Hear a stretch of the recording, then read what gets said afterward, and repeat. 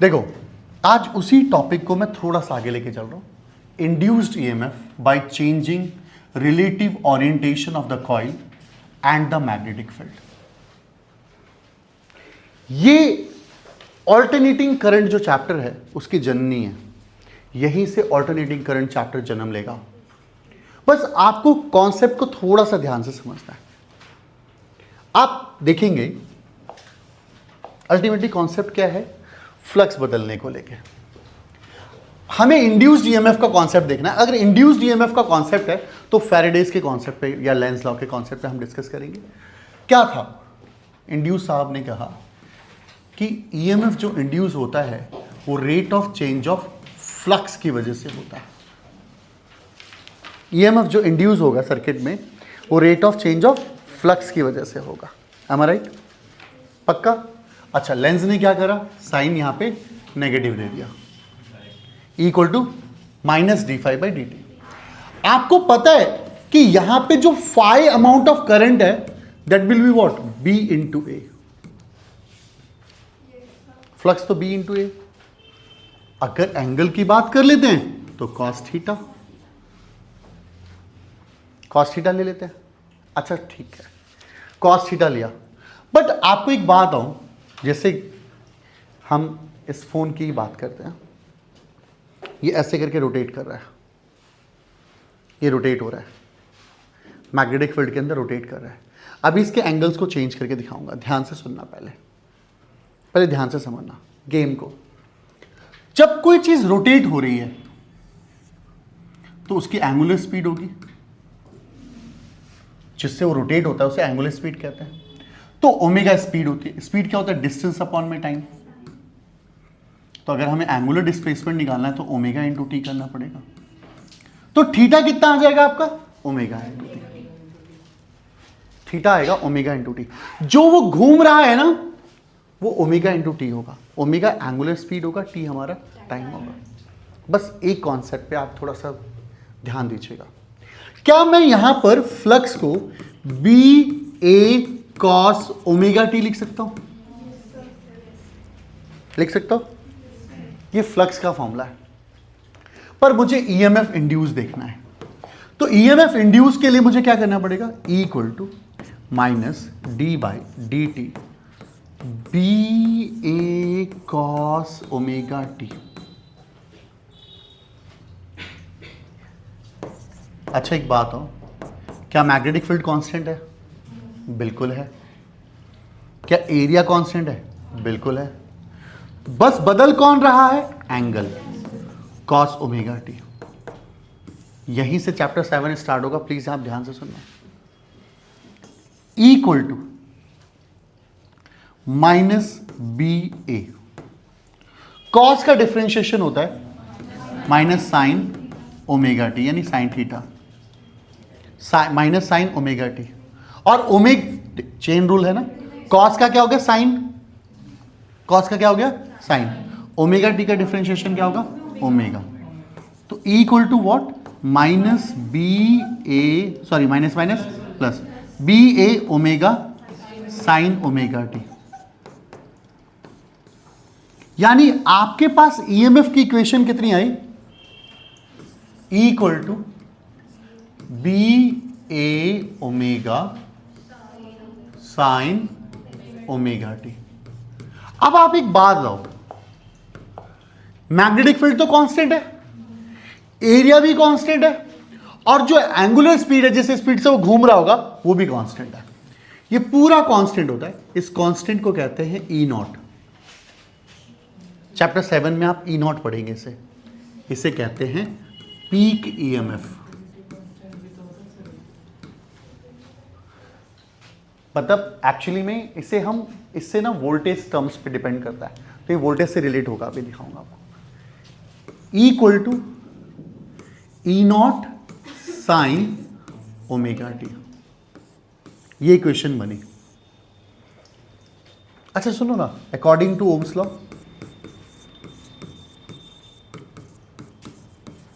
E equal to I R, I equal to E by R. E की value क्या है, E naught sine omega T, upon में कितना है, are. अब मुझे बताओ पोटेंशियल अपॉन रेजिस्टेंस क्या होता है?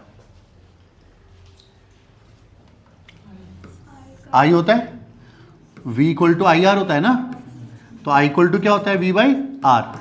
अगर मैं पोटेंशियल को रेजिस्टेंस से डिवाइड करूं तो एक करंट मिलेगा, इसका नाम दिया मैंने I नॉट। तो यहां से करंट की इक्वेशन बनी I naught sine omega t. For your kind information पूरा चैप्टर 7 बस इस दो इक्वेशन पे चलेगा, E naught sine omega t और I equal to I naught sine omega t, इस इक्वेशन पे चलेगा। पर छोड़िए सारी बातें, फाड़ में गए भी बातें। मैंने कुछ किया अभी, मैंने बस एक ही काम किया, मैंने देखा कि फ्लक्स बदल रहा है, अगर फ्लक्स बदलेगा तो ईएमएफ इंड्यूस होगा, अगर फ्लक्स बदलेगा तो ईएमएफ इंड्यूस होगा। am I right? यही तो डिस्कशन हुआ, अगर फ्लक्स बदलेगा तो ईएमएफ इंड्यूस होगा। अब दिखाता हूं कि कैसे फ्लक्स बदलेगा, कैसे ईएमएफ इंड्यूस होगा, कैसे करंट पैदा होगा, अभी हम डिस्कस करेंगे। ठीक है, अभी हम डिस्कस करते हैं। आप एक मिनट, एक रजिस्टर है, रजिस्टर, हाँ आप इधर आओ एक मिनट, ऐसे कॉपी पकड़ो, ये आप देखिएगा ध्यान से। अब एक इमेजिन करते हैं कि हम फर्स्ट वाला केस ले लेते हैं, फर्स्ट वाला केस लेते हैं, हम कॉपी को ऐसे ले लेते हैं, ठीक है, कॉपी को ऐसे लेते हैं। कॉपी को जब हमने ऐसे लिया, ये मैग्नेटिक फील्ड की डायरेक्शन है, ये मैग्नेटिक फील्ड की डायरेक्शन है, मेरी बात को समझना, मैग्नेटिक फील्ड की डायरेक्शन है। एरिया की डायरेक्शन कैसे है? ऐसे, एरिया वेक्टर की भी डायरेक्शन ऐसे है, थोड़ा ऊपर करो, एरिया वेक्टर की भी डायरेक्शन ऐसे है और मैग्नेटिक फील्ड की डायरेक्शन ऐसे है। अब यहां ध्यान से सुनना, ये मान लेते एरिया वेक्टर, ये मान लेते हम लोग मैग्नेटिक फील्ड, दोनों की डायरेक्शन ये, थीटा कितना बना? थीटा बना 0। पहले वाले केस में थीटा बना 0। अब आप इधर आ जाइए थोड़ा सा, अभी इधर आ जाइए, थीटा कितना बना? 0। मेरा बेटा अगर थीटा 0 बना तो साइन 0 0, साइन 0 0, यानी ईएमएफ इंड्यूस नहीं हुआ। ये देखिए आप, ईएमएफ इंड्यूस नहीं हुआ, आप देखिए ईएमएफ इंड्यूस नहीं हुआ, हुआ इंड्यूस? क्योंकि यहां पर क्या है, ईएमएफ का ग्राफ देख रहा हूं, और ईएमएफ कौन सा फंक्शन है? साइन फंक्शन है। एरिया वेक्टर देखो ना, एरिया वेक्टर भी उसी साइड है और मैग्नेटिक फील्ड भी उसी साइड है। जब दोनों उसी साइड है तो थीटा कितना बना? 0। थीटा 0 बना, थीटा 0 बना, थीटा 0 बना, तो क्या यहां पे ये फंक्शन 0 होगा? साइन 0 0 होगा। ओके, अब हम इसकी अगली रोटेशन लेते हैं। पहले कॉपी ऐसे थी, ये दोनों ऐसे थे, अब इसने कॉपी घुमाई में इस साइड, ऐसे ऐसे घुमाई। अच्छा, मैग्नेटिक फील्ड तो वैसे ही रह जाएगा, एरिया वेक्टर ऐसे करके यूं बदल जाएगा, अरे यार, एरिया वेक्टर ऐसे करके यूं बदल जाएगा, 90 डिग्री हो गया, और साइन 90 कितना होता है? साइन 91 होता है, मैक्सिमम होता है। ये देखिए आप, साइन 91 हो गया, साइन 91 हुआ, ठीक है। चलो, अब पहला केस क्या था? पहला केस ये था, ठीक है, 0 डिग्री 90 डिग्री। अभी केस यूं हुआ, मैग्नेटिक फील्ड पहले दोनों केसेस ऐसे थे, अभी रोटेट होके कैसे हो गए? 180 डिग्री, और साइन 180 कितना होता है? अभी भी 0 होता है, साइन 180 भी 0 होता है, वो भी 0 होगा। अब मेरा बेटा ध्यान से सुनो, देखो, दैट्स 0, दैट्स 0, दैट्स 90, 180, अब 270 हुआ। देखो यहां से स्टार्ट हुआ, ऐसे घूमा और ऐसे आ गया, 270 पे आ गया, ठीक है चौबे, 270 पे आ गया। साइन 270 -1 होता है, देखो ये -1 हो गया। और जब ये कंप्लीट रोटेशन लेगा, दिस इज अ इनिशियल, एक राउंड, फर्स्ट 90, 180, 270 और अगेन, तो क्या हुआ बताओ? 0 डिग्री हुआ। बैठो, तो 360 डिग्री पे क्या आया? 0 डिग्री आया। और आपने क्या देखा, जो करंट पैदा हुआ एक टाइम पॉजिटिव साइकिल होगा उसका और एक टाइम नेगेटिव साइकिल होगा, और इसी को कहते हैं alternating current. This is called alternating current, AC.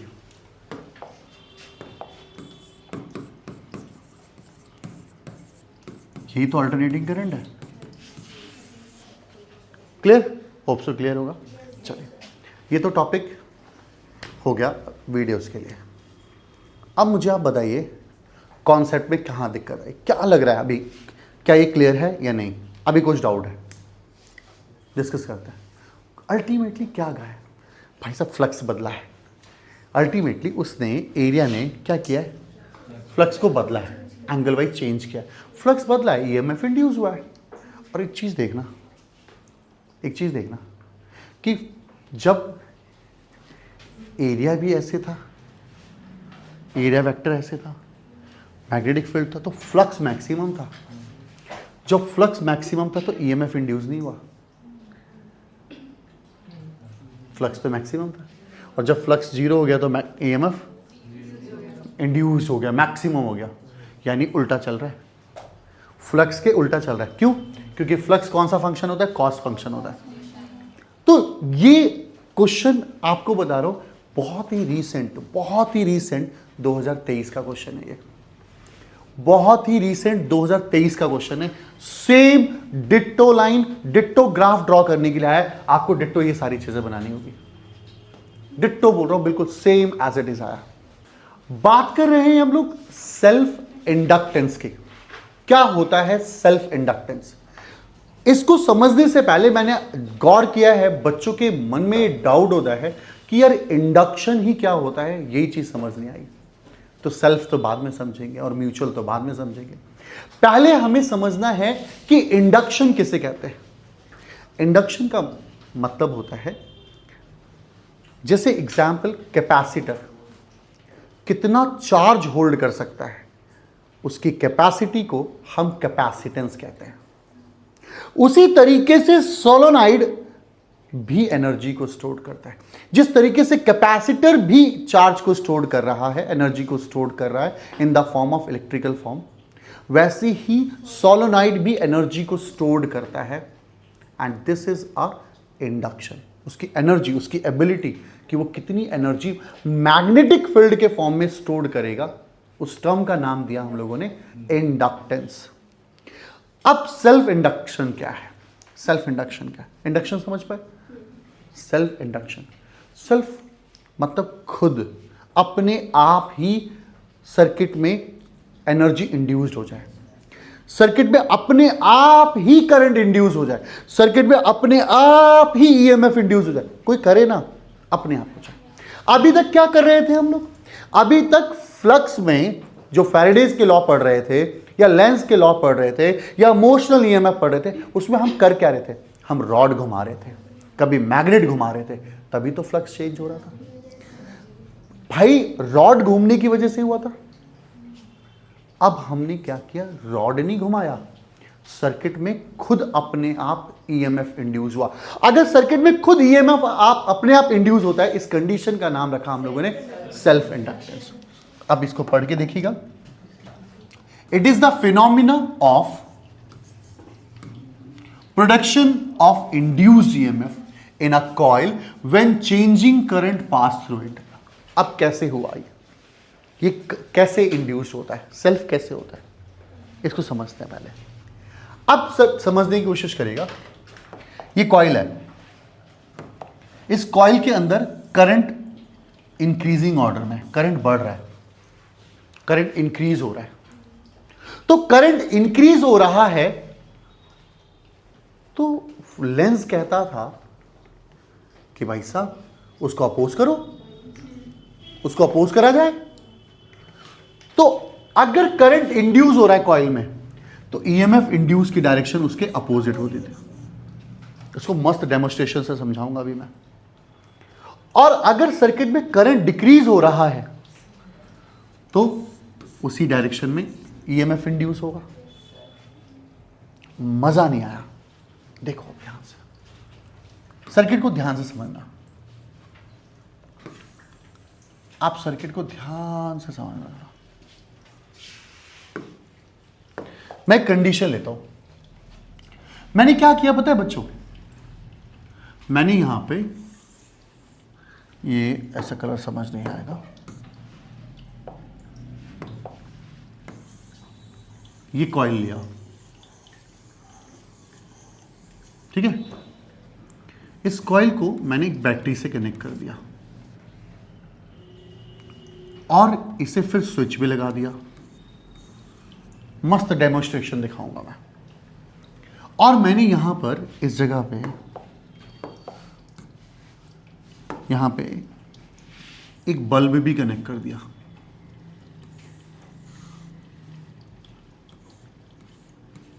एक बल्ब भी कनेक्ट कर दिया, बल्ब कनेक्ट किया। ये मस्त वाला एग्जांपल है। अब क्या करना मैंने कि स्विच को क्लोज किया, स्विच को क्लोज किया मतलब स्विच ऑन कर दिया। अब इसी कंडीशन में एक और चीज देखते हैं, फिर एक और डायग्राम बना लेते हैं। ये सोलेनॉइड है, ये बल्ब है,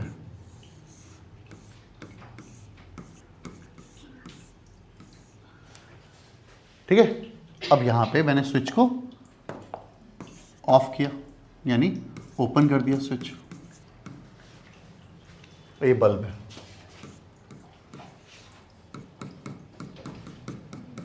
ये बल्ब है। बेटा बस ध्यान से सुनना, जब मैं स्विच को ऑन करूंगा, जब स्विच ऑन होगा तो करंट 0 से मैक्सिमम की तरफ जाएगा, और जब मैं स्विच को ऑफ करूंगा यानी सर्किट को ओपन करूंगा तो मैक्सिमम से 0 की तरफ आएगा, यानी मैक्सिमम टू मिनिमम आएगा। कंडीशन बता रहा हूं यार प्लीज। जब मैं स्विच ऑन करूंगा 0 टू मैक्स जाएगा, ईएमएफ इंड्यूस की डायरेक्शन अपोजिट हो जाएगी, वो उसे अपोज करेगा, वो उसे अपोज करेगा। जो करंट पैदा हुआ है, ये जो करंट पैदा हुआ है इसके अंदर, ये जो करंट पैदा हुआ है इस करंट के अपोजिट आएगा। ईएमएफ इंड्यूस उसके अपोजिट आ गया, ठीक है। और जैसे ही मैं स्विच ऑफ करूंगा, मैक्सिमम टू 0 करूंगा, तो वो करंट के साथ आ जाएगा। करंट इधर ही तो है। अच्छा मजेदार सी बात बताओ आपको, मजेदार सी एक बात बताता हूं। अगर आपसे क्वेश्चन पूछा जाए, अगर आपसे क्वेश्चन पूछा जाए कि बल्ब की रोशनी पे क्या फर्क पड़ेगा, जो आया हुआ है एग्जाम में, ध्यान से सुनना। ये स्विच ऑन हो रहा है और ये स्विच ऑफ हो रहा है, ये स्विच ऑन और ये switch off, switch on switch off, switch on switch off. अब समझना, जब करंट 0 टू मैक्सिमम जाएगा तो क्या है, इसे अपोजिशन झेलना पड़ेगा, इसे अपोजिशन झेलना पड़ेगा। देखो एक एग्जांपल लेता हूं कि 2 एम्पीयर का करंट दौड़ा। अब जब 0 टू मैक्सिमम हो रहा है उस टाइम इसको अपोजिशन झेलना पड़ा, और 0.2 एम्पीयर का करंट इसे अपोज कर रहा है। तो स्टार्टिंग में करंट मिला कितना, 1.8 एम्पीयर। उसके बाद सेटल हो जाता है करंट। एक बार स्विच ऑन करने के बाद बस झटका थोड़ी देर का लगता है, कुछ सेकंड, माइक्रो सेकंड का झटका लगता है, उसके बाद करंट सर्किट में सेटल हो जाता है। जैसे स्विच ऑन करते हो ना, आप लोगों को फील नहीं होता क्योंकि माइक्रो सेकंड में होता है। जैसे स्विच ऑन करते हैं आप, तो करंट 0 से मैक्सिमम जब जाता है तो बल्ब पहले धीरे जलता है एंड उसके बाद कांस्टेंट ब्राइट होता है। जब स्विच ऑन किया जाता है तो बल्ब क्या होता है, पहले स्लाइटली लाइट होता है एंड देन कांस्टेंट होता है। बट जब आप उसे ऑफ कर रहे होते हो, जब वो मैक्सिमम से 0 हो जाता है, तो मान लो 2 एम्पीयर का कांस्टेंट करंट था, अब उसके सपोर्ट में करंट आ गया। जब सपोर्ट में करंट आया, तो सपोर्ट में कितना आ गया, 0.2 एम्पीयर का आ गया। तो अब वो कितना हो जाएगा, 2.2। तो बल्ब पता कैसे करेगा, एंड देन बंद होगा। मतलब बल्ब क्या करेगा, पहले ग्लो करेगा एंड देन सेटल डाउन होगा। जब आप स्विच को ऑफ कर रहे होते हो,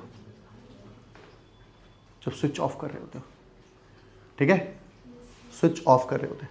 क्लियर है? ये क्वेश्चन आया हुआ पेपर में, पर ये सर्किट में अपने आप हो रहा है मेरे स्विच ऑन करने से और ऑफ करने से, खुद पैदा हुआ ना, इसीलिए इसका नाम रखा मैंने सेल्फ इंडक्टेंस। पहले बोलो यहां तक कोई दिक्कत? कोई दिक्कत यहां तक? पक्का? अब ध्यान से सुनो। अब कोफिशिएंट ऑफ सेल्फ इंडक्टेंस की बात करूं तो सर्किट में जितना ज्यादा करंट होगा उतना ही फ्लक्स चेंज होगा, या जितना फ्लक्स चेंज होगा उतना ही करंट ज्यादा पैदा होगा। ये बात कोई दिक्कत है क्या? फ्लक्स, हम कौन से फ्लक्स की बात कर रहे हैं? Magnetic flux. यानी flux directly proportional to current होगा। जितना ज्यादा फ्लक्स चेंज होगा उतना ही करंट इंड्यूस ज्यादा होगा। Flux is equal to, proportional sign हटाऊंगा, L. L is a coefficient of self inductance, coefficient of self inductance. phi equal to Li, coefficient of self inductance. phi equal to Li. L is all what? मतलब ये अभी inductance हम निकालेंगे, self inductance को कहते हैं L। यानी जिस तरीके से रेजिस्टेंस को R कहते हैं, कैपेसिटेंस को C कहते हैं, वैसे इंडक्टेंस को हम L कहते हैं। phi equal to Li. But according to Lenz law, मिलन अकॉर्डिंग टू लेंस लॉ क्या है? E इक्वल टू माइनस का D phi by D t, d by D t, L I रखूंगा, E equal to minus L d I by D t. मैं आपको एक और बात बता दूं, L कांस्टेंट हो जाता है, L कांस्टेंट है, कांस्टेंट वैल्यू है, इसको करंट और फ्लक्स से कोई लेना देना नहीं है। जैसे एग्जांपल, मैं एक सोलोनाइड बना के लेकर आया, जैसे एग्जांपल छोड़ो, मैं एक बाल्टी लेकर आया, उसकी बाल्टी की कैपेसिटी कितनी है? 20 लीटर है। अब पानी चाहे तुम थोड़ा भरो चाहे ज़्यादा भरो, 20 लीटर से ज़्यादा भरेगा नहीं, उससे कम भर लो, कैपेसिटी तो उसकी 20 लीटर रहेगी, कैपेसिटी तो 20 लीटर रहेगी, वो थोड़ी चेंज हो जाएगी। सेम एज इट इज, जब आपने एक सोलोनाइड को ड्रॉ किया, उसके नंबर ऑफ टर्न्स ड्रॉ कर दिया, अभी बताऊंगा इस कौन कौन से फैक्टर पे, तो जब आपने सोलोनाइड का टर्म्स बना दिया तो भाई साहब वो फिक्स्ड हो गया, वो कांस्टेंट हो गया, वो नहीं बदलेगा। अगर मैंने कहा 2 हेनरी का है, एक सेल्फ इंडक्टेंस है, तो 2 हेनरी का है, चाहे तो कितना ही करंट पास कर दे भाई, चाहे कितना ही फ्लक्स चेंज कर ले, करंट चेंज करेगा तो फ्लक्स भी उतना ही चेंज हो जाएगा, तो वैल्यू क्या आएगी? कांस्टेंट आएगी, एल की वैल्यू कांस्टेंट होगी। अब यहाँ पर कुछ टर्म्स है, इसको बस थोड़ा सा समझते हैं। अगर करंट की वैल्यू को 1 ले लूँ, करंट की वैल्यू को 1 ले लूँ, तो फ्लक्स किसके बराबर होगा? एल के बराबर। तो सेल्फ इंडक्टेंस किसके बराबर हो जाएगा? न्यूमेरिकली इक्वल हो जाएगा मैग्नेटिक फ्लक्स के बराबर। और अगर मैं D I by D T को 1 ले लूं तो ईएमएफ किसके बाद न्यूमेरिकली बराबर हो जाएगा? सेल्फ इंडक्टेंस के, सेल्फ न्यूमेरिकल सेल्फ इंडक्टेंस के बराबर हो जाएगा, अगर आई की वैल्यू को 1 ले लूं तो मैं। तो अब मेरा बच्चा, ये तो था introduction about the coefficient of self inductance. 2 minute का ब्रेक लेते हैं, कोई डाउट है तो आप पूछ सकते हैं। यूनिट ऑफ सेल्फ इंडक्टेंस देखो ध्यान से, यूनिट ऑफ सेल्फ इंडक्टेंस की अगर हम बात करें तो हम unit of self inductance Henry होती है, हेनरी सेल्फ इंडक्टेंस की यूनिट है। अब मेरा बच्चा आप ध्यान से सुनो, आपने एक बार क्या देखा numerically, phi equal to L I था ना, तो एल क्या है मेरे बेटे? 5 बाई आई। तो एल क्या होता है? हेनरी। फ्लक्स क्या होता है? वेबर। आई क्या होता है? एम्पियर। वेबर पर एम्पियर भी होता है 1 हेनरी, और 1 हेनरी की डेफिनेशन भी आई है कई बार। अगर हम दूसरे टर्म्स में देखें तो हमने ये भी पढ़ा, E equal to minus L d I by D t. तो एल अगर चाहिए तो minus E d I by D t. तो बेटा एल क्या होता है? हेनरी। ई क्या होता है? वोल्टेज। ये होता है एम्पियर पर सेकेंड। तो जब इसको सॉल्व करोगे तो ये आ जाएगा वोल्ट सेकेंड और पर एम्पियर, ठीक है? वोल्ट, या तो आप इसे ऐसा लिख लो, 1 हेनरी इक्वल टू वोल्ट पर एम्पियर सेकेंड। क्लियर है मेरे बेटा? ये यूनिट है और ये यूनिट आपको पता होनी चाहिए। मैंने आज तक सेकंड को स्मॉल एस में लिखा है। हाँ हाँ, वह स्मॉल एस ही होगा वो। ठीक है, अब मेरे बच्चे डेमोन्स्ट्रेशन तो मैंने अभी बता ही दिया आपको।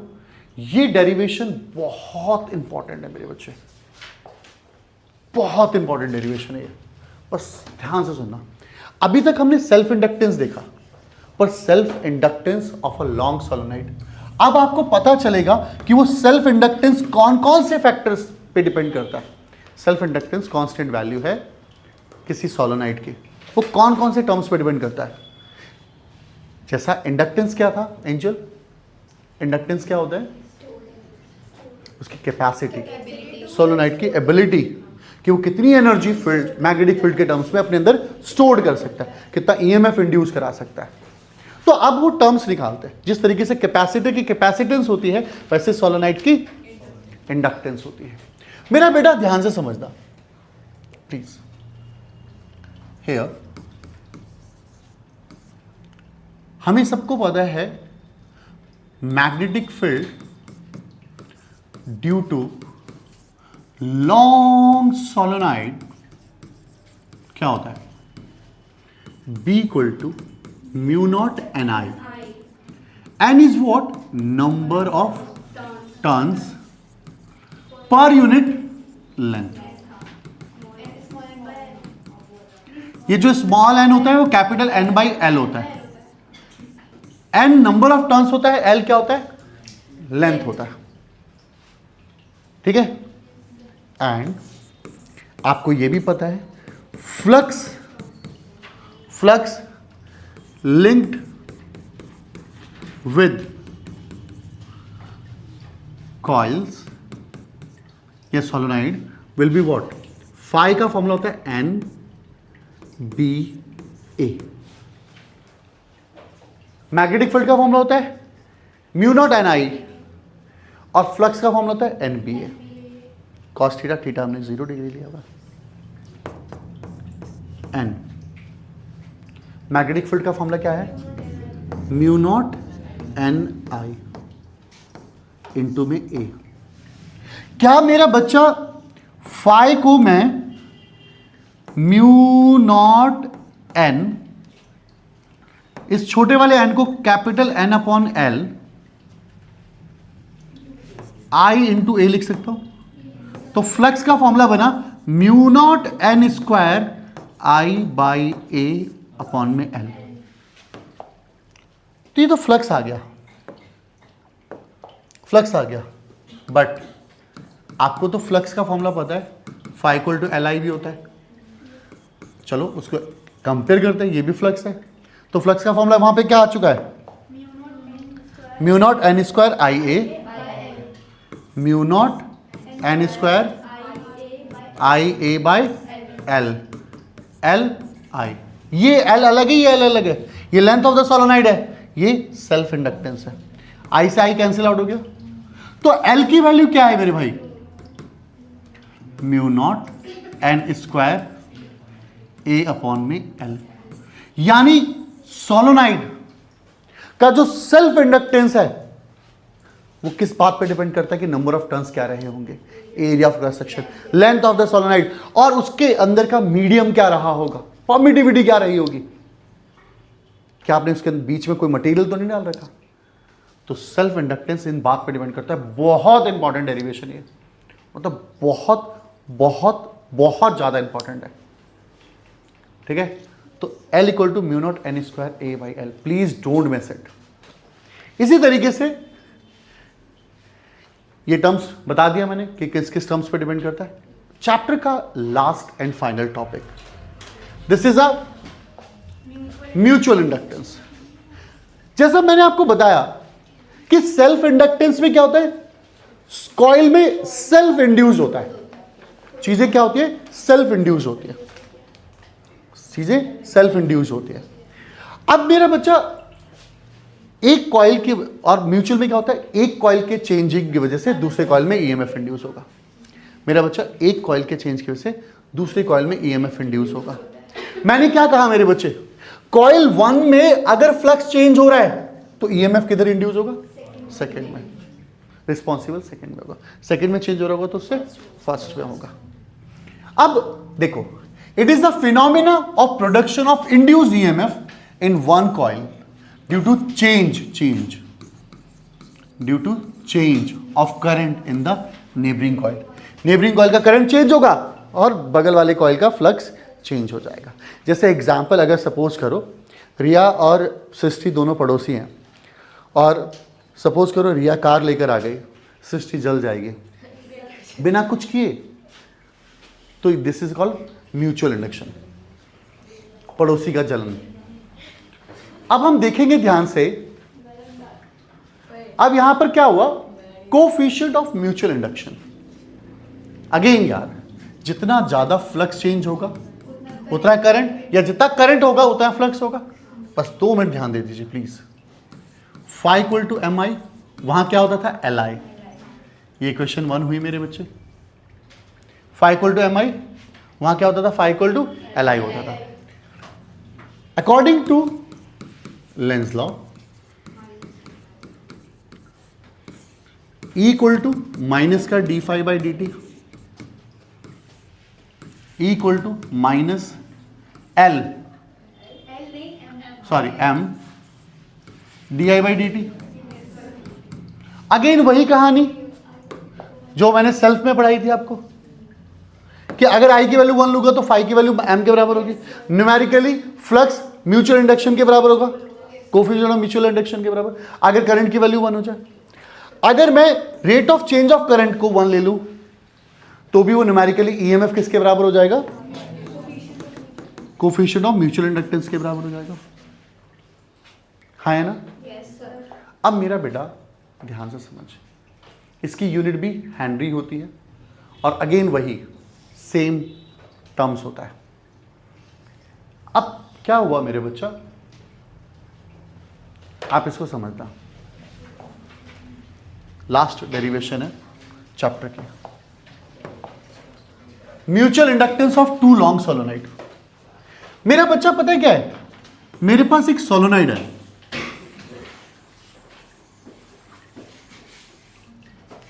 और इस सोलोनाइड के अंदर आई अमाउंट ऑफ करंट फ्लो हो रहा है, I1 amount of current flow हो रहा है, और हमारे पास एक दूसरा सोलोनाइड है,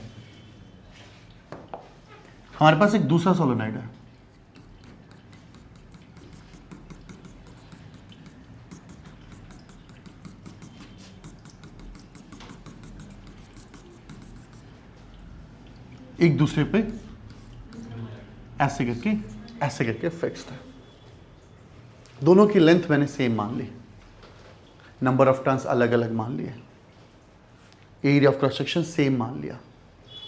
मैंने एरिया ऑफ क्रॉस सेक्शन बिल्कुल सेम कंसीडर किया, ए विल बी सेम, लेंथ भी मैंने सेम ली दोनों की. आप चाहें तो अलग ले लें, कोई दिक्कत नहीं. बट मेरे बच्चे आप ध्यान से सुनो, म्यूचुअल इंडक्शन का कॉन्सेप्ट क्या था. आपको पता है magnetic field of a long solenoid क्या था, म्यू नॉट N1 I1. मैं N1 के टर्म्स में ले लेता हूं. अगर मैग्नेटिक फील्ड 2 का निकालूं तो क्या निकलेगा, म्यू नॉट N2 I2. हाँ या ना? मैग्नेटिक फील्ड निकला, मैग्नेटिक फील्ड 1 का, मैग्नेटिक फील्ड 2 का.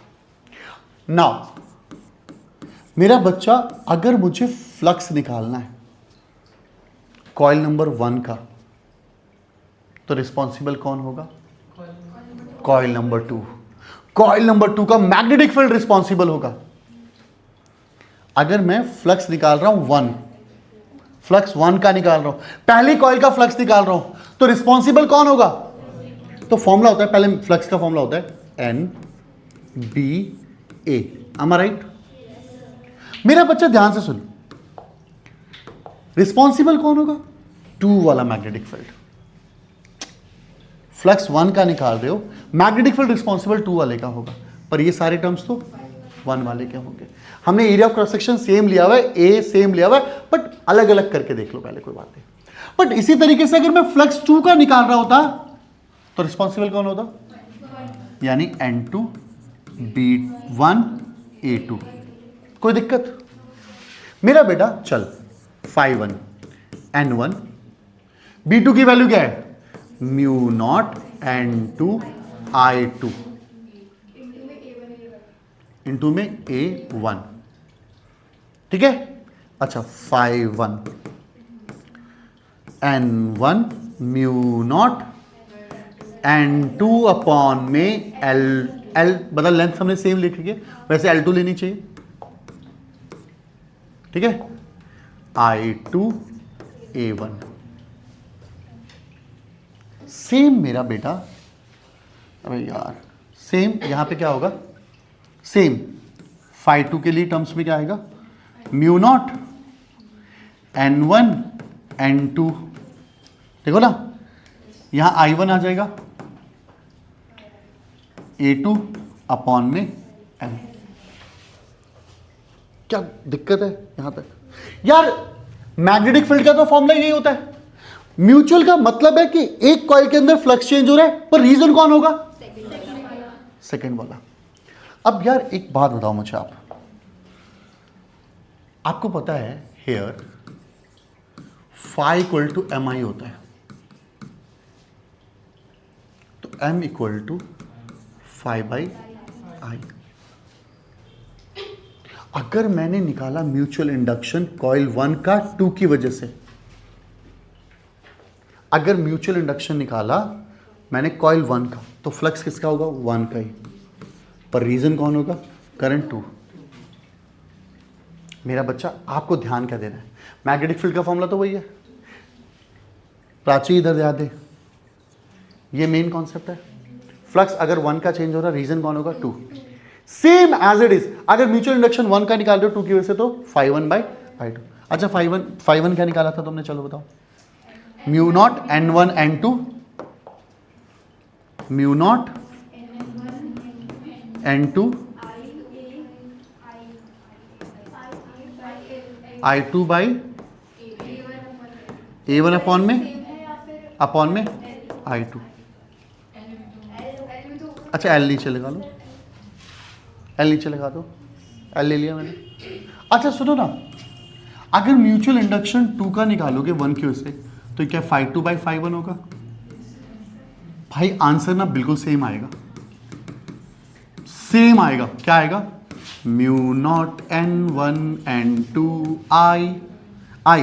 I ले रहा हूं, अगर करंट दोनों में सेम है तो, वैसे अलग अलग है तो आपके सामने है, I2 है, इसका क्या होगा, देखो ना यहाँ I2 आया है, तो वहां क्या आएगा, I1 आएगा अपॉन में। अच्छा एरिया मैंने सेम ले लिया, लेंथ सेम ले लिया। अगर एरिया लेंथ सेम लिया तो म्यूचुअल इंडक्शन का फॉर्मूला ये बनेगा। अरे आई तो कट गया, सॉरी सॉरी सॉरी सॉरी, सही है यार, याद दिला दिया, सॉरी। अरे हाँ, करंट का तो कोई लेन देन नहीं, कांस्टेंट वैल्यू है ना। अरे यार हद हो गई हैं, कहीं पे भी निकालो वैल्यू सेम आएगी। Got it, mu naught n1 n2, ठीक है। अच्छा सुनो, अगर ये तो म्यूचुअल इंडक्शन आपने ऐसा निकाल लिया, अगर आपसे कोई पूछता म्यूचुअल इंडक्शन किसी मीडियम का होता, मीडियम में डला होता ये, तो म्यू नॉट की जगह म्यू होता, n1 होता, n2 होता, a होता, अपॉन में l होता, ठीक है। अच्छा हेयर म्यू की जगह पता है क्या लिख सकते हो आप, चलो मैं आपको बता दो म्यू आर का फॉर्मूला।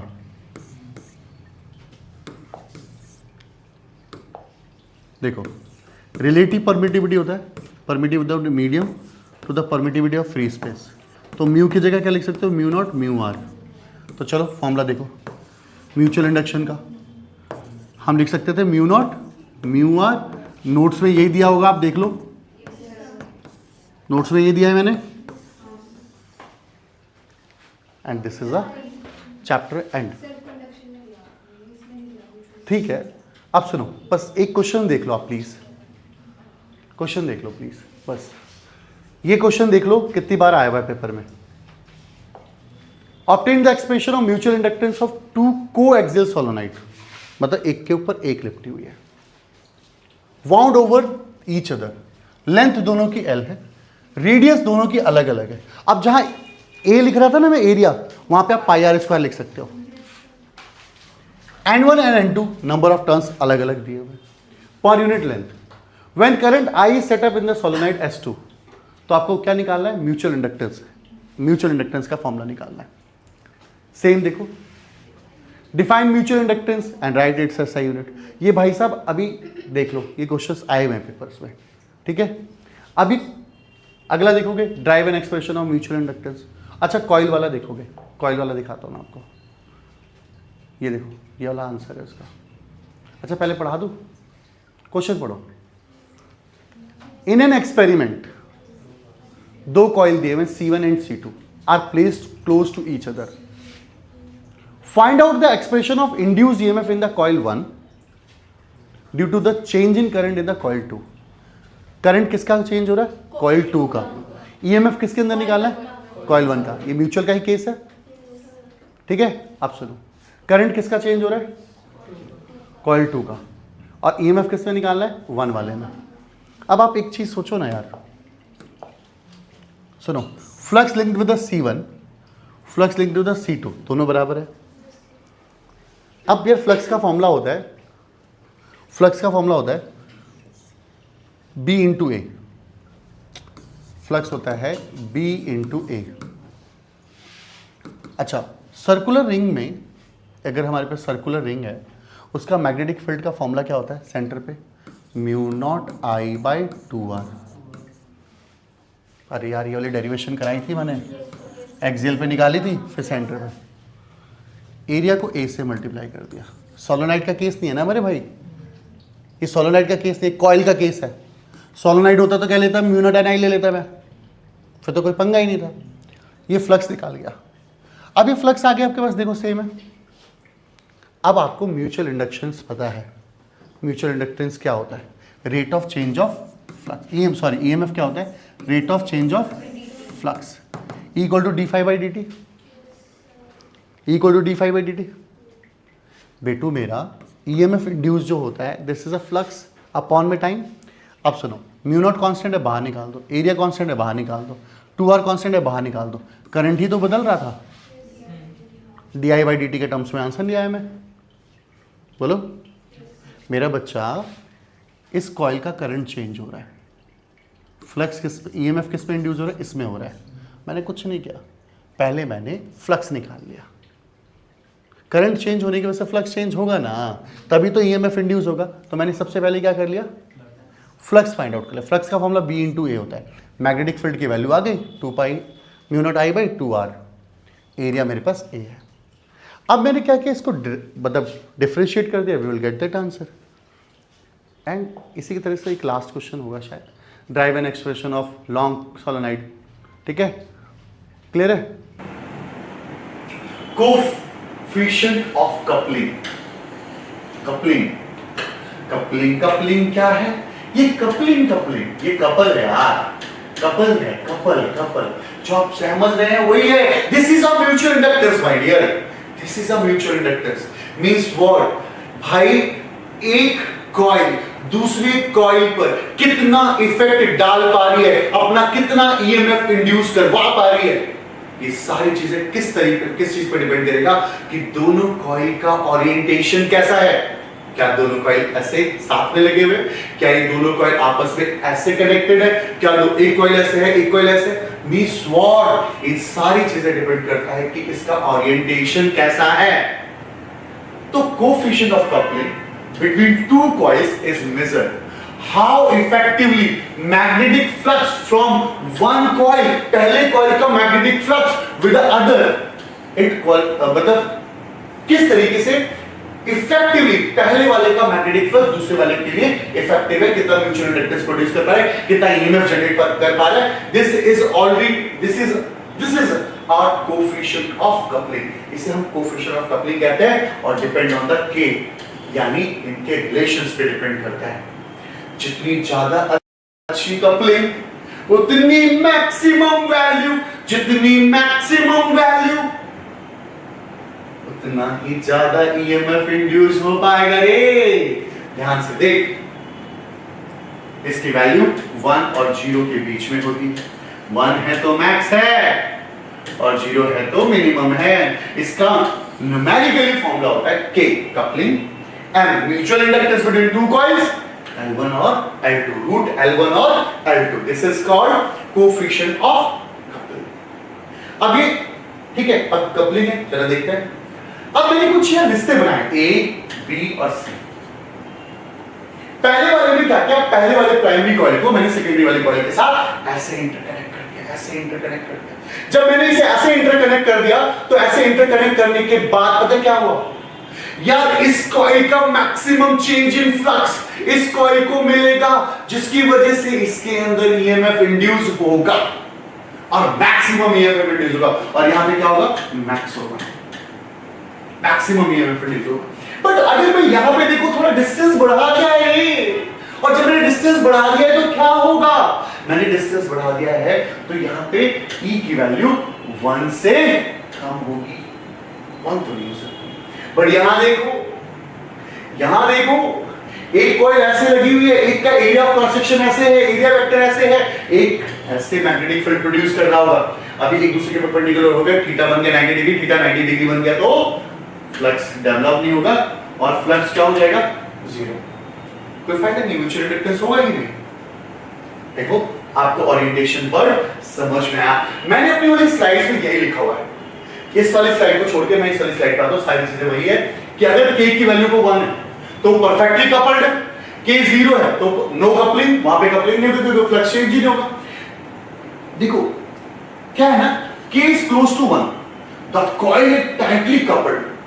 k की वैल्यू अगर 1 है तो टाइटली कपल्ड है, और k अगर लेस देन 1 है तो लूजली कपल्ड है। इसका इफेक्ट यार पता कहां रहेगा, म्यूचुअल इंडक्टेंस देखना है, ट्रांसफार्मर वगैरह के अंदर देखो यार, मैंने देखा हुआ है practical exam. Transformer is the best example of coupling. वहां पे कपलिंग्स होते हैं, कपलिंग मैक्सिमम होने चाहिए। देखो आपका क्वेश्चन आ गया आपके पास, mutual inductance between two magnetic coupled coil depend on, किस पे डिपेंड करता है म्यूचुअल इंडक्टेंस, परमेबिलिटी पे, यस, नंबर ऑफ टर्न्स पे, yes, area of rotation, yes. ये तो सारे सही है, यानी ये आंसर हो गया हमारा all of the given options. बोलो नेक्स्ट क्वेश्चन, देखो फटाफट देखो। टू आइडेंटिकल कॉइल है ए और बी, दोनों आइडेंटिकल है, दोनों के पास क्या है 400 टर्न्स है। प्लेस सच दैट, ऐसे प्लेस किया गया कि 60% flux produced by one coil linked with the other. ऐसे प्लेस किया गया कि बस 60% फ्लक्स ही दूसरे को मिल पा रहा है। अगर if a current 10 ampere in a flowing coil A में 10 एम्पीयर के करंट जा रहा है और उसकी वजह से फ्लक्स इतना प्रोड्यूस हो पा रहा है, यानी फ्लक्स दिया हुआ ए का और आपको क्या दिया हुआ है, करंट दिया हुआ है ए का, और नंबर ऑफ टर्न्स ए का भी वही है और बी का भी वही है 400। 60% of the flux produced by coil A linked with the coil B, 60% flux, 60% flux, यानी 60% of flux, 60% मतलब 60 का 6 से बदल गया, 60 by 100 गया, 0.6 हो गया ना, 0.6 of A का फ्लक्स कितना दिया हुआ है, यानी A का अगर 20 है तो B का फ्लक्स कितना है 20 मिली वेबर। अब आपको क्या निकालना, म्यूचुअल इंडक्टेंस निकालना है। म्यूचुअल इंडक्टेंस 5 by I होता है and number of turns 5 by I, number of turns क्या है 400, I कितना है, सॉरी 5 कितना है 12 mb m वेबर, I कितना है 10 की पावर 40 480 मिली वेबर, 480 मिली वेबर, 480 मिली वेबर। अब इसको हम उसमें चेंज कर लेते हैं, मतलब 10 की पावर -3 यानी 0.48 and this is the answer. Done, I hope समझ में आया। Next question, mutual inductance between two magnetic coupled coil does not depend on, किस पे डिपेंड नहीं करता, नंबर ऑफ टर्न पे डिपेंड करता है, परमेबिलिटी पे डिपेंड करता है, टेंपरेचर पे डिपेंड नहीं करता। आई होप आपको यहां तक सब समझ में आ गया। हम मिलते हैं नेक्स्ट वीडियो में, बाय बाय।